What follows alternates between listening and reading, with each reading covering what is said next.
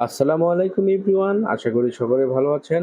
তো আজকে আমি চলে এসেছি আমার মাছের পুকুরে। তো কয়েকদিন আগে আমার এই ৩৫ শতক মাছের পুকুরে ১২০০ লাইনের ২১,০০০ পাঙ্গাস মাছের পোনা এবং ১,০০০ লাইনের বাংলা মাছের ১২,০০০ পোনা এই পুকুরটাতে ছাড়া হয়েছিল আজ থেকে প্রায় ১২ দিন আগে। তো আজকে আমার এই মাছের পুকুরে আসার কারণ হচ্ছে এখানে প্রাকৃতিক অনেক পশু-পাখি রয়েছে যারা ছোট মাছ খেয়ে ফেলে।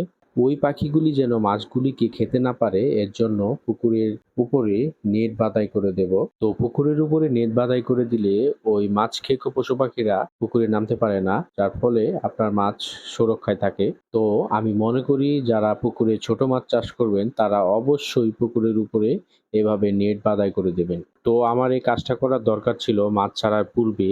এক্ষেত্রে আমার দেরি হয়ে গেছে। তারপরেও সমস্যা নাই। কারণ আমার আশেপাশে যে ক্ষেতগুলা আছে এগুলা এখনো লাগানো হয় নাই। যার কারণে ওই মাছ খেকো যে পশু-পাখিগুলা এগুলা ওই আশেপাশের ক্ষেতগুলাতেই ছোট, ছোট মাছ খেয়ে বেড়াচ্ছে। যার কারণে আমার পুকুরে এখনো আশেপাশে আসে নাই।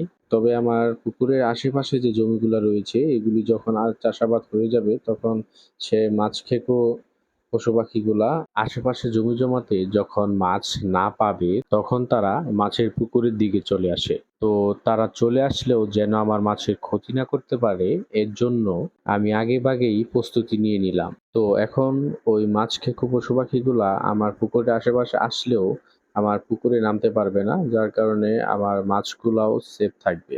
আর মাছ সেফ থাকার মানেই হচ্ছে আপনার মাছের সংখ্যা সঠিক থাকবে।